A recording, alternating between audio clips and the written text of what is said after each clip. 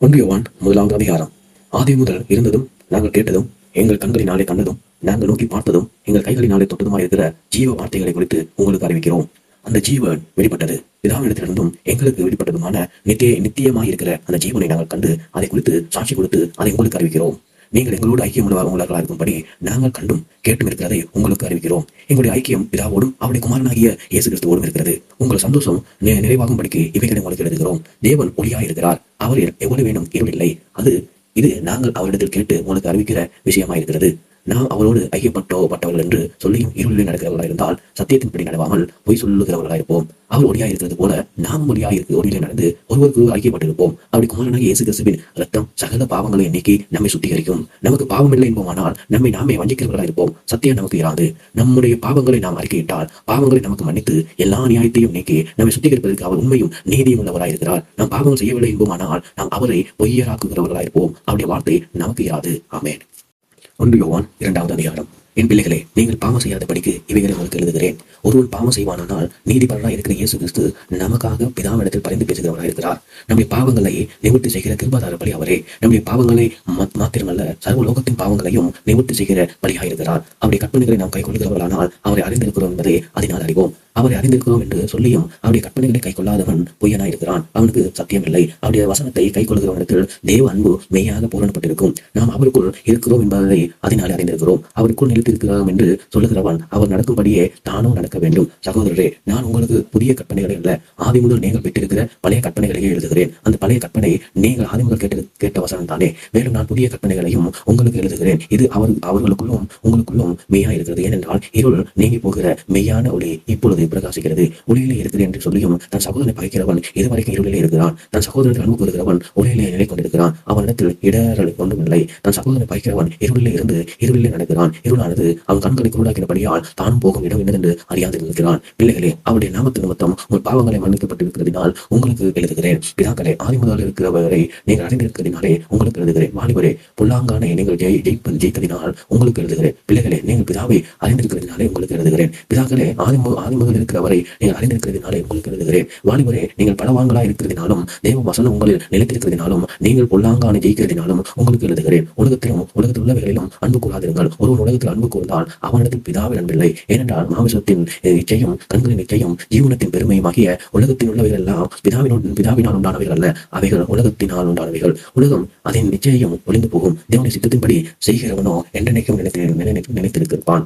பிள்ளைகளை, இது கடைசி காலமாக இருக்கிறது. அந்தி கிறிஸ்து வருகிறான் என்று நீங்கள் கேள்விப்பட்டபடி இப்பொழுது அநேக அந்தி கிறிஸ்துக்கள் இருக்கிறார்கள். அதனாலே இது கடைசி காலம் என்று அறிந்திருக்கிறோம். அவர்கள் நம்மை விட்டு பிரிந்து போனார்கள். ஆகிலும் அவர்கள் நம்முடையவர்களாய் இருக்கவில்லை. நம்முடையவர்களாய் இருந்தார்களானால் நம்முடனே நிலைத்திருப்பார்களே. எல்லோரும் நம்முடையவர்கள் அல்லவென்று வெளியாகும்படிக்கே பிரிந்து போனார்கள். நீங்கள் பரிசுத்தராலே அபிஷேகம் பெற்று சகலத்தை அறிந்திருக்கிறீர்கள். சத்தியத்தை நீங்கள் அறியாததினால் அல்ல, நீங்கள் சத்தியத்தை அறிந்திருக்கிறதினாலும் சத்தியத்தினால் ஒருவன் பொய்யுண்டா உண்டாயிராது என்பதையும் நீங்கள் அறிந்திருக்கிறதினாலும் உங்களுக்கு எழுதுகிறேன். இயேசு கிறிஸ்துவை அல்ல என்று மறுதளிக்கிறவன் அல்லாமல் வேற யார் பொய்யன்? பிதாவையும் குமாரனை மறுதளிக்கிறவனே அந்தி கிறிஸ்து. குமாரனை மறுதளிக்கிறவன் பிதா உடையவன் அல்ல, குமாரனை அறிக்கையை எடுக்கிறவன் பிதாவையும் உடையவனாய் இருக்கிறான். ஆகையால் ஆதி முதல் நீங்கள் கேள்விப்பட்டது உங்களில் நிலைத்திருக்க கடவுது. ஆதி முதல் நீங்கள் கேள்விப்பட்டது உங்களில் நிலைத்திருந்தால் நீங்களும் குமாரனிலும் பிதாவிலும் நிலைத்திருப்பீர்கள். நித்திய ஜீவனை அளிப்பேன் என்பதே அவர் நமக்கு செய்த வாக்குத்தத்தம். உங்களை வஞ்சிக்கிறவர்களை குறித்து இவைகளை உங்களுக்கு எழுதுகிறேன். நீங்கள் அவரால் பெற்ற அபிஷேகம் உங்களில் நிலைத்திருக்கிறது. ஒருவனும் உங்களுக்கு போதிக்க வேண்டியதில்லை. அந்த அபிஷேகம் சகலத்தையும் குறித்து உங்களுக்கு போதிக்கிறது. அது சத்தியமாக இருந்து அல்ல, அது உங்களுக்கு போதித்தபடி அவர்கள் நிலைத்திருப்பீர்களாக.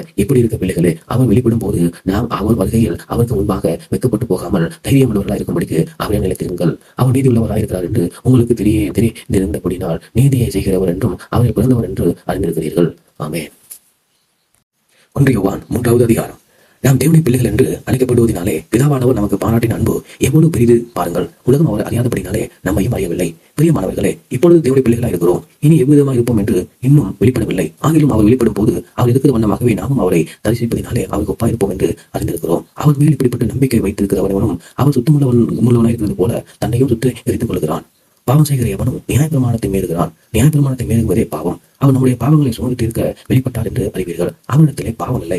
அவரிடத்தில் நிலைத்திருக்கிற எவனும் பாவம் செய்கிறதில்லை. பாவம் செய்கிற எவனும் அவரை காணவும் இல்லை, அவரை அறியவும் இல்லை. பிள்ளைகளே, நீங்கள் ஒருவராலும் வஞ்சிக்கப்படாதீர்கள். நீதியை செய்கிறவன் அவன் நீதி உள்ளவராக இருக்கிறது போல தானும் நீதி உள்ளவராக இருக்கிறான். பாவம் செய்கிறவன் பிசாசினால் உண்டாயிருக்கிறான். ஏனெனில் பிசாசானவன் ஆதி முதல் பாவம் செய்கிறான். பிசாசினுடைய கிரியைகளை அழிக்கும்படிக்கு தேவனுடைய குமாரன் வெளிப்பட்டார். தேவனால் பிறந்த எவனும் பாவம் செய்யான், ஏனெனில் அவருடைய வித்து அவனுக்குள் தரித்திருக்கிறது. அவன் தேவனால் பிறந்தபடினால் பாவம் செய்ய மாட்டான். இதனாலே தேவனுடைய பிள்ளைகள் இன்னாரென்றும் பிசாசின் பிள்ளைகள் இன்னாரென்றும் வெளிப்படும். நீதியை செய்யாமலும் தான் சகோதரன் அன்பு கூறாமலும் இருக்கிற எவனும் தேவனால் உண்டானவர் அல்ல. நாம் ஒருவரில் ஒருவர் அன்பு கூற வேண்டும் என்பதே நீங்கள் ஆதி முதல் கேள்விப்பட்ட விசேஷமாக இருக்கிறது. உள்ளாங்கானால் உண்டாயிருந்து தன் சகோதரனை கொலை செய்ய காயினை போல இருக்க வேண்டாம். அவன் எதை நிமித்தம் அவனை கொலை செய்தான்? தன் கிரியைகள் கொள்ளாதவைகளும் தன் சகோதரனை கிரியைகள் நீதி உள்ளவர்களுமாக இருந்த நிமித்தம் தானே.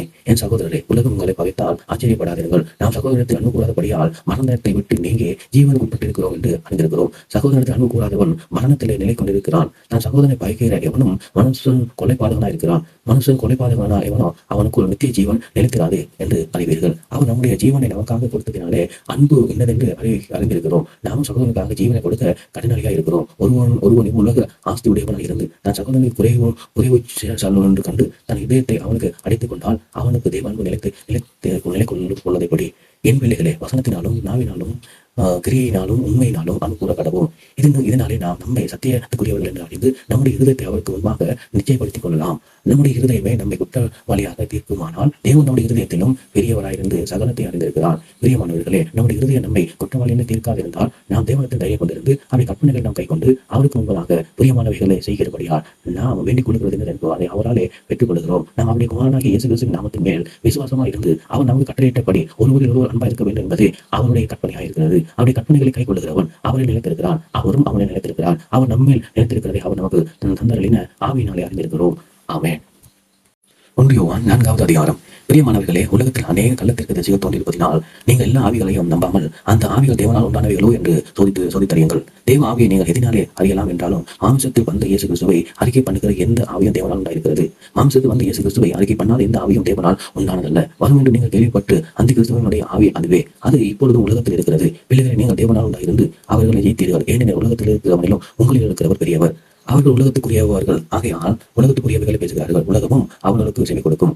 நாங்கள் தேவனால் உண்டானவர்கள். தேவனை அறிந்தவன் எங்களுக்கு செவி கொடுக்கிறான். தேவனால் உண்டாயிருக்கிறவன் எங்களுக்கு செவி கொடுக்கிறதில்லை, உண்டாயிராதவன் எங்களுக்கு செவி கொடுக்கிறதில்லை. இதனாலே சத்திய ஆவி என்னதென்று வஞ்சக ஆவி என்னதென்று அறிந்திருக்கிறோம். பிரியமானவர்களை, ஒருவரில் ஒருவர் அன்பா இருக்க கடவோம். ஏனெனில் அன்பு தேவனால் உண்டாயிருக்கிறது. அன்புள்ள எவனும் தேவனால் பிறந்து அவரை அறிந்திருக்கிறான். அன்பில்லாதவன் தேவன் அறியான். தேவன் அன்பாகவே இருக்கிறார். நம்முடைய ஒரே பேரான குமாரனாலே நாம் பிழைத்திருக்கும்படிக்கு தேவன் அவரை உலகத்திலே அனுப்பினால் தேவன் நம்மில் வைத்த அன்பு வெளிப்பட்டது. நாம் தேவனுக்கு அன்பு கூர்ந்து கூடாது இருந்தால் அல்ல, அவன் நம்முடைய அன்பு கூர்ந்து நம்முடைய பாவங்கள் இன்னொரு செய்கிற கிருபாதார வழியாக நம்முடைய குமாரனை அனுப்பினதினாலே அன்பு உண்டாயிருக்கிறது. பிரியமானவர்களே, தேவன் விரோதமாய் நம்மளுக்கு அன்பு கூர்ந்திருக்க நாம் ஒருவரிடத்தில் ஒருவர் அன்பு கூற கடனாளிகளாக இருக்கிறோம். தேவனை ஒருவனும் ஒருபோதும் கண்டதில்லை. நாம் ஒருவரிடத்தில் ஒருவர் அன்பு கூர்ந்தால் தேவன் நமக்கு நினைத்திருக்கிறார். அவருடைய அன்பும் நமக்கு பூரணப்படும். அவர் நம்முடைய ஆவியர் நமக்கு தந்ததினாலே நாம் அவரிலும் அவர் நம்மிலும் நிலைத்திருக்கிறதை அறிந்திருக்கிறோம். பிதாவானவர் குமாரனை உலக ரட்சகராக அனுப்பினார் என்று நாங்கள் கண்டு சாட்சியிடுகிறோம். இயேசுவானவர் தேவனுடைய குமாரன் என்று அறிக்கை பண்ணுகிறவனோ அவனில் தேவன் நிலைத்திருக்கிறார். அவனும் தேவனில் நிலைத்திருக்கிறான். தேவன் நம்மே வைத்திருக்கிற அன்பை நாம் அறிந்து விசுவாசிக்கிறோம். தேவன் அன்பாகவே இருக்கிறார். அன்பில் நிலைத்திருக்கிறவன் தேவனில் நிலைத்திருக்கிறான். தேவனும் அவனில் நிலைத்திருக்கிறார். நியாயத்தீர்ப்பு நாளிலே நமக்கு தைரியம் உண்டாயிருப்பதற்காக அன்பு நம்மளுக்கு பூரணப்பட்டிருக்கிறது. ஏனென்றால் அவர் இருக்கிற பிரகாரமாக நாமும் இவ்வுலகத்தில் இருக்கிறோம். அன்பினை பயம் இல்லை. பூரண அன்பு பயத்தை புறம்பே தள்ளும். பயமானது வேதனை உள்ளது. பயன்படுகிறவன் அன்பை பூரணப்பட்டவன் அல்ல. அவன் முந்தி நம்மளுக்கு அன்பு கூர்ந்தபடியால் நாம் அவளுக்கு அன்பு கூறுகிறோம். தேவனுக்கு அன்பு கூறுகிறவன் என்று ஒருவன் சொல்லியும் தன் சகோதரனை பகைத்தால் அவன் பொய்யன். தன் கண்ண சகோதரனிடத்தில் அன்பு கூறாமல் இருக்கிறவன் தன் காணாத தேவனுக்கு எப்படி அன்பு கூறப்படுவான்? தேவனிடத்தில் அன்பு கூறுகிறவன் தன் சகோதரத்திலும் அன்பு கூற வேண்டும் என்கிற இந்த கட்டளைகளை அவராலே பெற்றிருக்கிறோம். ஆமென். 1 யோவான் 5வது அதிகாரம். இயேசுவானவரை கிறிஸ்து என்று விசுவாசிக்கிற எவனும் தேவனால் பிறந்திருக்கிறான். பிறப்பித்தவரிடத்தில் அன்பு கூறுகிறவனும் அவரால் பிறப்பிக்கப்பட்டவரிடத்தில் அன்பு கூறுகிறான். நாம் தேவனுக்கு அன்பு கூர்ந்து அவருடைய கற்பனைகளை கைக்கொள்ளும் போது தேவனுடைய பிள்ளைகளிடத்தில் அன்பு கூறுகிறோம் என்று அறிந்திருக்கிறோம். நாம் தேவனுடைய கற்பனைகளை கைக்கொள்வதே அவரிடத்தில் அன்பு கூறுவதாம். அவருடைய கற்பனைகளை பாரமானவர்களும் அல்ல. தேவனால் பிறப்பதெல்லாம் உலகத்தை ஜெயிக்கும். நம்முடைய விசுவாசமே உலகத்தை ஜெயிக்கிற ஜெயம். இயேசுவானவர் தேவனுடைய குமாரன் என்று விசுவாசிக்கிறவனே அன்றி உலகத்தை ஜெயிக்கிறவன் யார்? இயேசு கிறிஸ்துவாகிய இவராலே ஜலத்தினாலும் இரத்தத்தினாலும் வந்தவர். ஜலத்தினாலே மாத்திரமல்ல, ஜலத்தினாலும் இரத்தத்தினாலும் வந்தவர். ஆவியானவர் சத்தியமாகையால் ஆவியானவரை சாட்சி கொடுக்கிறார். பரலோகத்தில் சாட்சி இருக்கிறவர் மூவர், பிதா, வார்த்தை, பரிசுத்த ஆவி என்பவர்களை இம்மூவரும் ஒன்றாயிருக்கிறார்கள். பூலோகத்திலே சாட்சி எடுக்கிறவரும் ஒன்று, ஆவி, ஜலம், ரத்தம் என்பவைகளை இம்மூன்றும் ஒருமைப்பட்டிருக்கிறது. நாம் மனசுடைய சாட்சியை ஏற்றுக்கொண்டால் அதை பார்க்கலும் தேவனுடைய சாட்சி அதிகமாக இருக்கிறது. தேவன் தமது குமாரனை கொடுத்த சாட்சி இதுவே. தேவனுடைய குமாரனிடத்தில் விசுவாசமாக இருக்கிறவன் அந்த சாட்சியை தனக்குள்ளே கொண்டிருக்கிறான். தேவனை விசுவாசிக்காதவனோ தேவன் தம்முடைய குமாரனை குறித்து கொடுத்த சாட்சியை விசுவாசியாததினாலே அவரை பொய்யராக்குகிறான். தேவன் நமக்கு நித்திய ஜீவனை தந்தருளுகிறார். அந்த ஜீவன் அவருடைய குமாரனில் இருக்கிறது என்பது அந்த சாட்சியாகும். குமாரனுடையவன் ஜீவனை உடையவன். தேவனுடைய குமாரன் இல்லாதவன் ஜீவன் இல்லாதவன். உங்கள் நித்திய ஜீவன் உண்டாகும் என்று நீங்கள் அறியவும் தெய்வகுமாரனுடைய நாமத்தின் மேலே நீங்கள் விசுவாசமா இருக்கவும், தெய்வகுமாரனுடைய நாமத்தினாலே விசுவாசமா இருக்கிற உங்களுக்கு இவைகளை எழுதுகிறேன். நாம் எதையாகிலும் அவருடைய சித்தத்தின்படி கேட்டால் அவர் நமக்கு செவி கொடுக்கிறார் என்பதே அவரை பற்றி நாம் கொண்டிருக்கிற தைரியம். நாம் எதையாகிலும் கேட்டால் அவர் நமக்கு செவி கொடுக்கிறார் என்று நாம் அறிந்திருந்தோமானால் அவருக்கு நாம் கேட்டவர்களை பெற்றுக்கொண்டோம் என்று அறிந்திருக்கிறோம். மரணத்துக்கு ஏதுவல்லாத பாவத்தை தன் சகோதரன் செய்ய ஒருவன் கண்டான், அவன் வேண்டுதல் செய்ய கடவான், அப்பொழுது அவனுக்கு ஜீவனை கொடுப்பார். யாருக்கு என்றாலும் மரணத்துக்கு ஏதுவல்லாத பாவத்தை செய்தவர்களுக்கே மரணத்துக்கு ஏதுவான பாவம் உண்டு. அதை குறித்து வேண்டுதல் செய்ய நான் சொல்லேன். நீதியெல்லாம் நீதியெல்லாம் பாவம் தான் என்றாலும் மரணத்துக்கு ஏதுவானதல்ல, அல்லாத பாவம் உண்டு. தேவனால் பிறந்த எவனும் பாவம் செய்யான் என்று அறிந்திருக்கிறோம். தேவனால் பிறந்தவன் தன்னை காக்குகிறான், பொல்லாங்கானே அவன் தொடான். நாம் தேவனால் உண்டாயிருக்கிறோம் என்றும் உலகம் முழுவதும் பொல்லாங்கு என்று கிடைக்கிறது என்று அறிந்திருக்கிறோம். அன்றையும் நான் சத்தியம் உள்ளவரை அறிந்து கொள்வதற்கு தேவனுடைய குமாரன் வந்து நமக்கு புத்தியை தந்தருள்வார் என்றும் அறிவோம். அவருடைய குமாரனாகிய இயேசு கிறிஸ்து எனப்பட்ட சத்தியம் உள்ளவர்களுக்கும் இருக்கிறோம். இவரு மெய்யான தேவனும் நித்திய ஜீவனுமாய் இருக்கிறார். பிள்ளைகளே, நீங்கள் விக்கிரங்களுக்கு விலகி உங்களை காத்துக் கொள்வீர்களாக. ஆமென்.